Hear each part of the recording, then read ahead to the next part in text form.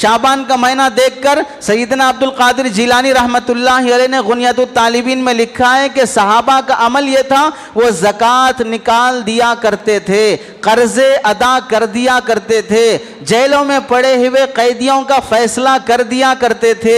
अब रमज़ान का महीना आ रहा है, जेल में पड़े हुए कैदी को भी इबादत करना है, वो भी मुसलमान है, गुनाहगार है तो सजा दो, नहीं है तो छोड़ दो, वो जाके इबादत कर सके।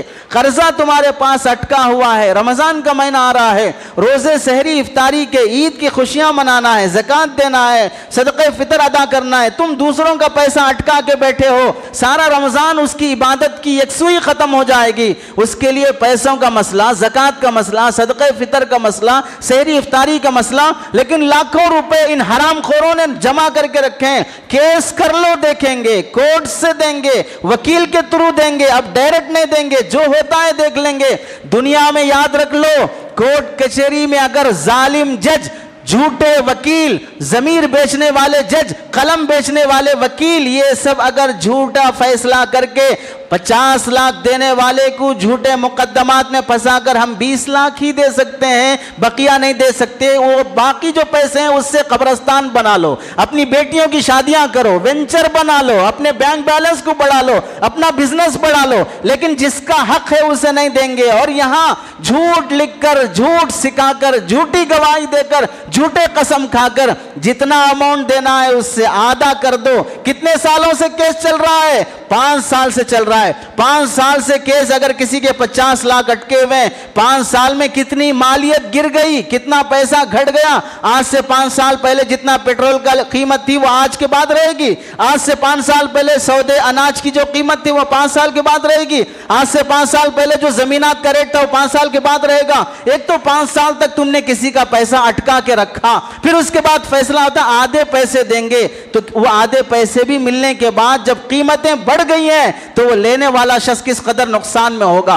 और सरकार दो आलम सल्लल्लाहु अलैहि वसल्लम की सुन्नत मुतहरा ये थी, आपके बारे में मामूलात में लिखा है, जब किसी से कर्जा लिया करते थे और अल्लाह के नबी से कोई वादा नहीं होता कि लौटाते वक्त में एक्स्ट्रा बढ़ा कर दूंगा, लेकिन फिर भी नबी की सुन्नत यह थी कि जब भी कर्जा लेते तो वापस लौटाने वाले को बढ़ाकर लौटाते थे,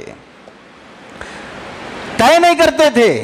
आपस में वादा मुआहदा नहीं होता था, लाख दे रहा हूं वापस करते वक्त 1,10,000 देना, ऐसा नहीं होता था।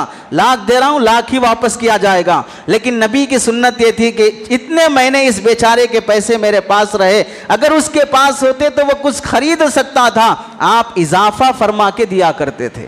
आज हमारे दरमियान में इफरात तफरीद, अटकाया हुआ शख्स वापस करते वक्त आधा वापस करूंगा, नबी की सुन्नत बढ़ा कर देना।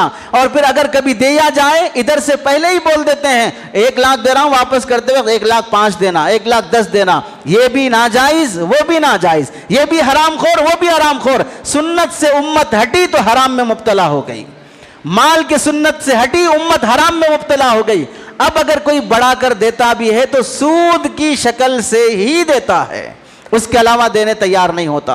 वरना तो ऐसे हैं कि दूसरों का लूट के खा खा कर इतना जिस्म हलाल खून के बजाय हराम खून से सर्कुलेशन हो रहा है कि अब कोई दुआ सर से एक बालिश ऊपर जाने के लिए तैयार नहीं है, कोई दुआ एक बालिश सर से ऊपर जाने के लिए तैयार नहीं है। और सहाबा, ताबईन, औलिया का मामूल, शाबान के महीने में कर्जे लौटा दो। आज तुम सब से भी यह खिताब है, सारी दुनिया के मुसलमानों से यह पैगाम है, जिन जिन के कर्जे अटका के रखे हो, या तो माफी तलाफी करो, घर का सामान बेचो, घर का असबाब बेचो, कर्जे अदा कर दो। वो बद्दुआएं जो माओं की, बेटियों की, बहनों की आहों से जाती हैं, तुम्हारे पास पैसा अटका, बेटी की शादी रुक गई, तुम्हारे पास पैसा अटका, माँ का इलाज रुक गया, तुम्हारे पास पैसा अटका, यहाँ घर बैंक के हवाले हो गया है, बैंक से लोन लेने की वजह से तुम्हारे पास पैसा अटका, यहाँ बेटियों और बेटों की तालीम रुक गई कि अब उसे पैसा और फीस देकर हम आगे कोई बड़ी सीट नहीं दिला सकते हैं। इन सारे वबाल, सारे गुनाह और सारी नुकसान का जो वबाल पड़ेगा इस कर्ज लेकर अटकाने वाले शख्स का। उसके अलावा हदीस का खुलासा यह है, अगर देने का वादा तुमने 20 तारीख का किया है कि 20 तारीख को पैसा लौटा दूंगा, नहीं लौटाया, पैसा है, दे सकता है, लौटाने लौटाने की कोशिश नहीं किया। सुन लो, 21 तारीख गुजर जाने के बाद जितने हजार का तुम्हारे जिम्मे कर्जा है, उतने हजार नेकियां तुम्हारे नामा अमाल से निकाल कर मकरू कर्जखा के नामा अमाल में पहुंचा दिए जाएंगे।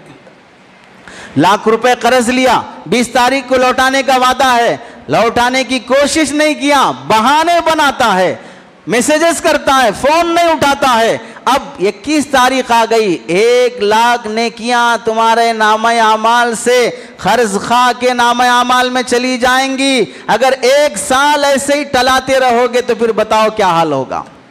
1 साल ऐसे ही टलाते रहे और हर दिन 1 लाख नेकियां तुम्हारे नामा अमाल से जाती रहीं तो क्या हाल होगा। ये है असल फकीर, ये है असल भिखारी। पैसा इसका गया, दुनिया लुटी, लेकिन हर दिन इसकी आखिरत लुट रही है, हर दिन इसकी नेकियां बर्बाद हो रही हैं।